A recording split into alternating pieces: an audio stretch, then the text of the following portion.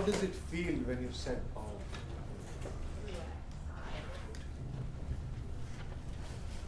The rajas just disappears. Believe me. This Om is such a beautiful sound.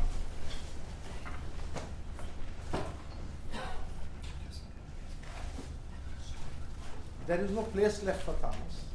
Rajas just disappears when you are in a beautiful state. You are in no hurry. Nothing is going away. It is a beautiful, tranquil state. And it is this tranquil state which is Sattva Guna. A question is often asked as to why the Hindus have so many devatas.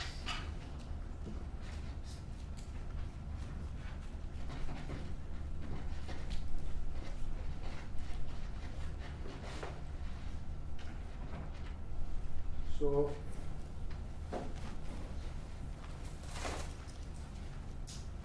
I need to be all wired up here. Things won't function otherwise. Okay, so in Jyotish, let's have a small recap on Jyotish. Why do we have 12 signs? Or do we have 13 signs? Some people are recommending it. Yeah. The 12 full moons that occur in a year? There are 12 full moons. There are 13 full moons also. No. Okay. But generally there are 12 full moons. Correct. Generally there are 12 full moons. That is why it is the full moon to full moon. The time period is roughly 29 point odd days. That has been rounded off to 30 days. Right? How much is the time between one full moon to another full moon? 29.5. Right. 29.5 days is rounded off to 30 days.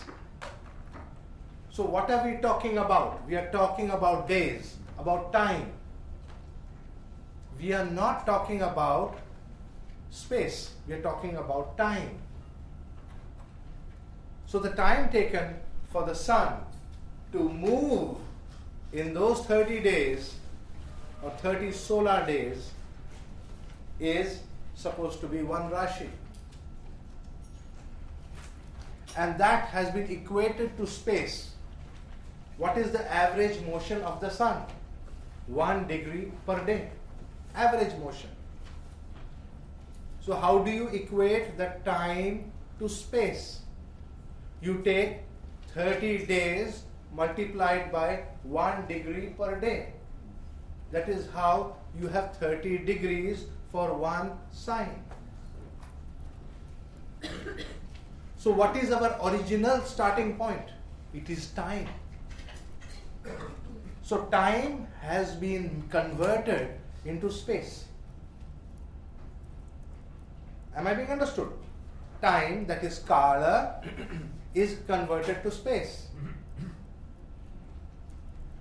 Now we have a total circle of 360 degrees. It is simple mathematics. And we have one sign, or what we call one Rashi, one weight. And the word Rashi means one weight, one measure.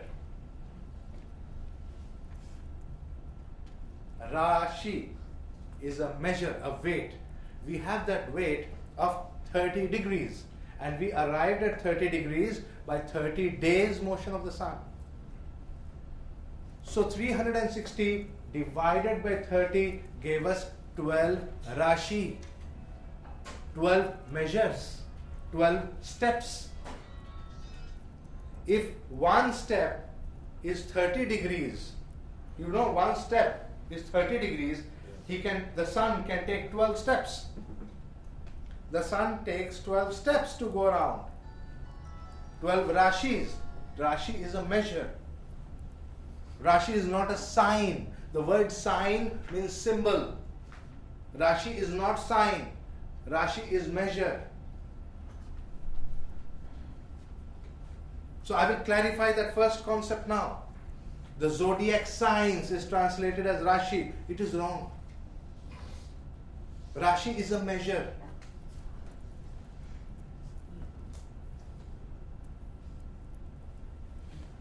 So I thought this small recap in Jyotish would be good because I want to be very clear with you about our basics before we proceed further. Now that we have 12 Rashi, the question was, we needed variables to define life. Life has to be, because it is life that is important. We are studying life. We are not studying some stars in the sky. We are not studying those planets in the sky. We are studying life on earth. Jyotish is a study of life on earth. It is not a study of the stars in the sky. Astrology is astral, the stars. Logy is the logic for that. That is not what we are doing. We are studying Jyotisha, Jyoti, the light of God. And that light of God is there in the hearts of every human being. It is there in the heart of every animal.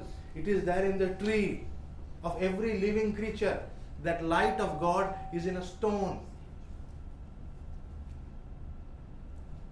We are looking for that light. We are not looking at the stars. That is not Jyotish.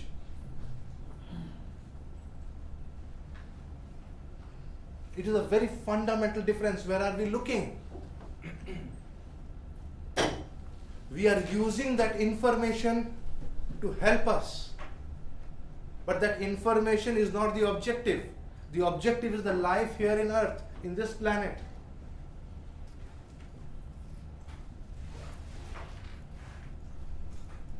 In this life which is full of darkness, we are looking for that spark of light. That is Jyotisha.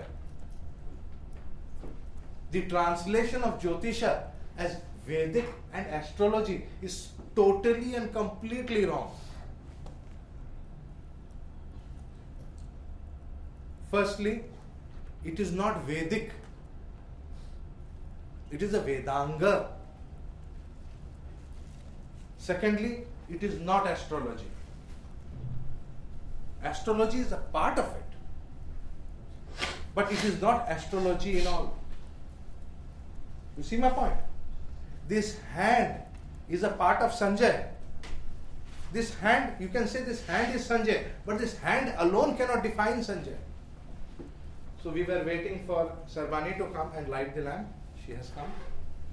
Yeah. Could you then put forth, just before we finish this piece, how you would, what would be a proper terminology if you wanted to explain Jyotish to somebody? You'll be surprised. There is one person in the West who did it, who made a very serious attempt. He called it the light of life. Yeah. One person did it, and I admire him for that. He tried. It is the light.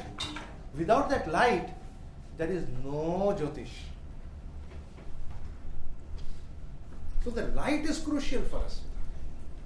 So he translated it as the light of life, Jivana. The life on this planet. So his translation was very good. It consists of three parts. One is Ganita, one is Hora Shastra, and one is Samhita. If we say Vedic astrology, we are kicking Samhita out. Ganita is having no place at all. I mean, it is only Ganita, some little parts of Ganita, and some portion of Hora Shastra, not even the full portion of Hora Shastra. Am I clear on what I am saying? Vedic astrology is only Ganita and some Hora Shastra. Samhita is totally kicked out. Because when we say Pallipatana or the falling of a lizard, what planet is there? Is there any planet involved? One, you are walking, you saw a cat pass. Is some planet ran away? No. One cat passed in this direction. What was the time? What was the color of the cat? What was this? What was that? Which direction he ran? How big he was? All those things are important. That whole science we are throwing away. It is wrong. We are limiting our study. You see my point? Vastu Shastra, we have thrown it away. Jyotisha includes Vastu Shastra. Jyotisha includes Sakuna Shastra. Jyotisha includes Veda mantras. Jyotisha includes Shiva Jnana. You cannot just pick up Shiva and throw him away and say, I am a Jyotishi. You cannot do that. You have to try to understand Shiva.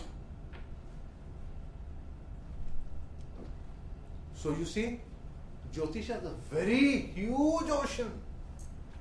We are throwing it away because we don't want to work hard. We have become lazy. By nature, that is the nature of man. And more it will increase as time passes, as the human life becomes smaller and smaller and smaller. We will have to throw away more and more and more. Why? Because we think that this one lifetime will go away and I will not learn. We think that this one lifetime is all that we live.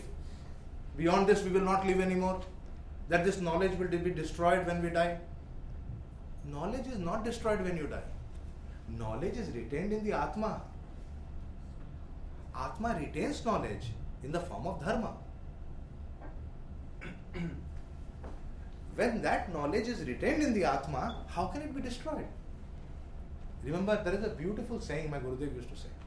Everything in this world can be taken away from you. You will lose everything that you have.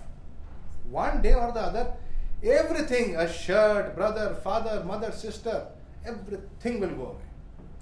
Only one thing will stay with you. The knowledge that you have. Even after you die, nobody can take that, nobody can steal that, nobody can deprive you of that. It is the only thing that will stay with you. And when you know that that is the only thing that will stay with you, why are you foolishly running after other things? Why are you not pursuing your mind on this knowledge? It's a very beautiful thing. When you think about it, it's a very beautiful thing. That it is this vidya, this knowledge alone that will be retained by us. So, we must work hard to increase the knowledge content within our Atma. To remove that ignorance, the covering of ignorance, those layers of dirt. It's like a murti, you know. The Atma is like a murti, full of dirt on top. Clean it. Please give a minute.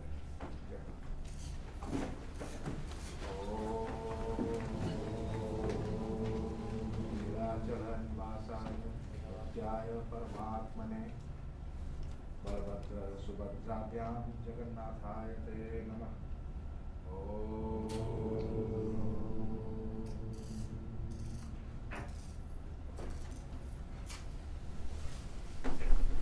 So we will continue with this for some more time till the others come. I'll give them another 10 minutes till I start my Jyotas. A recap on Jyotish is what we are having. I'll just remind you again. And so we are now clear about the 12 signs. Life. When I see a human being, or I see an animal, or I see a tree, how do I define the object? What are the things that I need to define the object? Forget those grahas. They don't matter. If we need them, we will take them. Firstly, there is a physical body that has to be divided. That's the first thing. A form. Everything that is materially created must have a form. And that form comes because of Prithvi Tattva. It is Prithvi Tattva, or the solid element, that defines the form.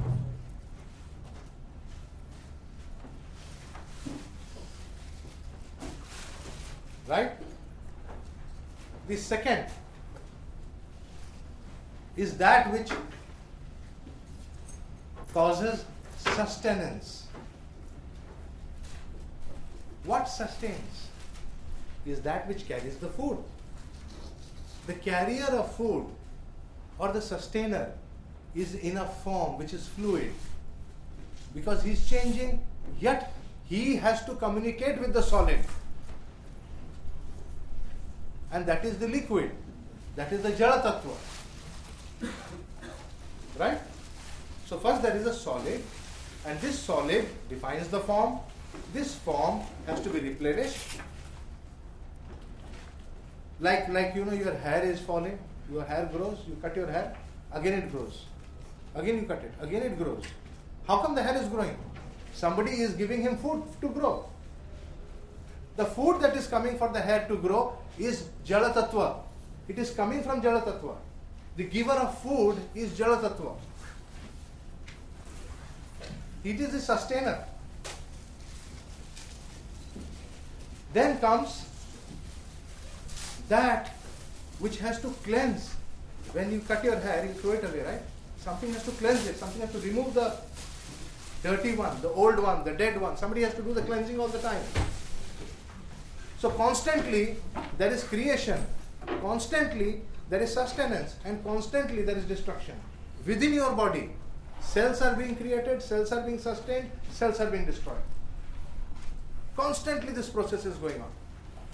The destruction or the dissolution is taking place because of Vayu Tattva. Okay? So we have three Tattvas. The Prithvi Tattva, the Jala Tattva, and the Vayu Tattva, which are creating or defining the form, sustaining the form, and destroying the form. Am I right? Then there must be one which is the result of sustenance, the purpose of sustenance. Why are you sustaining something? For what reason he is there? He has to do some karma. He has to do some action. Even the sea, when you stand next to a sea, you will see the sea is coming in, going out. Coming in, going out. Have you seen that? How the sea dances on the shore. The waves are coming in, then the waves are going out, and the waves come in and the waves going out. As if the sea is doing a mantra. Constantly the samudra is doing a mantra. You see my point? So the purpose, the action, something is animating it. Even a sea which is dead is getting animated. That animation or the movement comes from energy, and that is Agni Tattva.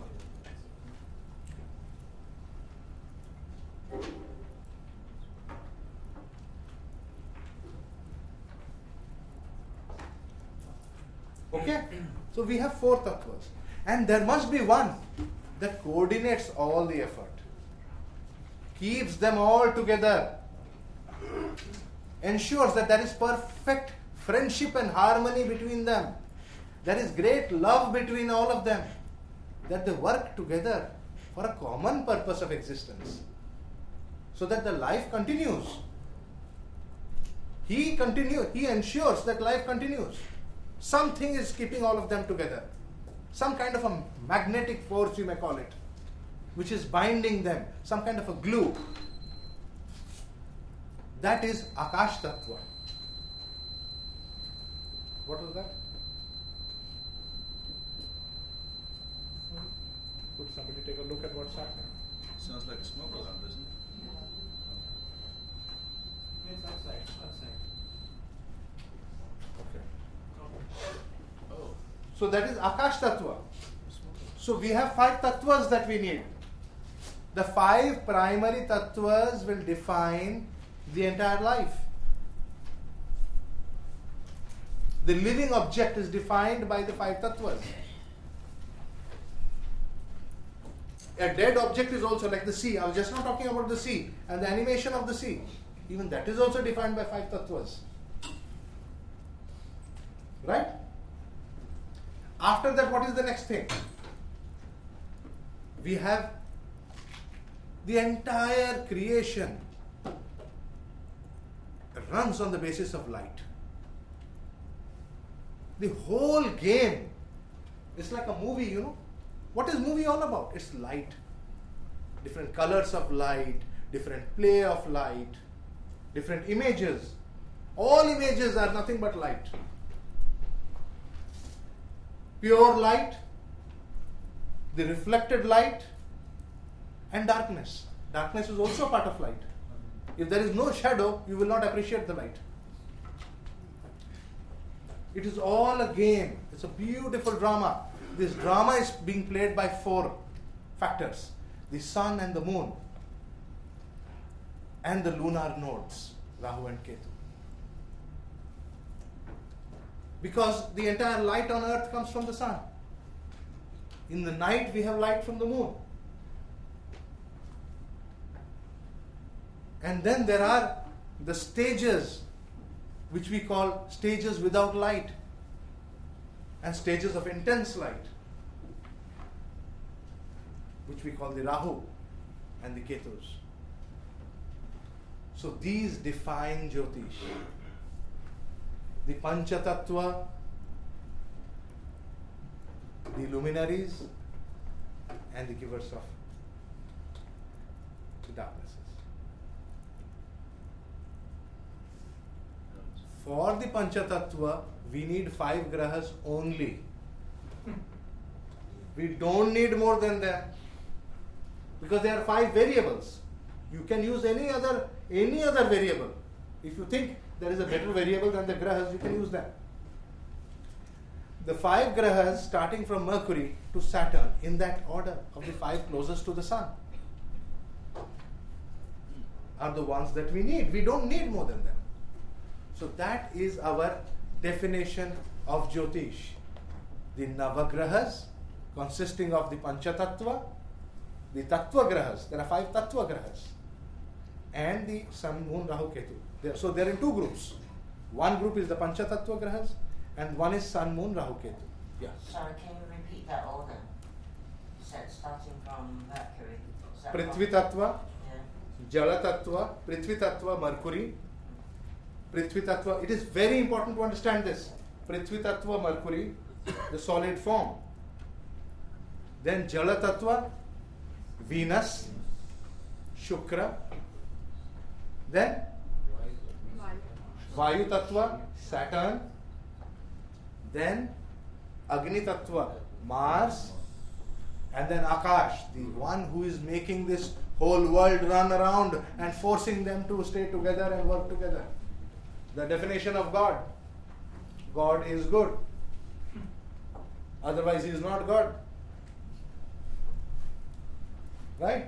So that is Jupiter, the Panchatattva. And after these Panchatattvas, we have the Sun, the Moon, and Rahu and Ketu. So 2 groups. Clear? This is our definition of Jyotish. So now, after, since you are all here, as I told you, I'll make the announcement again. Sarbani will need more time to complete her part of the paper. And so she will be taking the paper tomorrow after Sui's paper. So you will get a treat from her, like she's handling Diksha initiations, which is a tough job. It's a very tough job. I mean, Diksha is tough, all right, but seeing Diksha through Jyotish is even more tougher. And what is Diksha, types of Diksha, a lot of stuff she'll be doing. So today I'll be troubling you throughout the day. By the time I should be done, your brain should be completely fried. So I'll be starting today with Graha Devatas.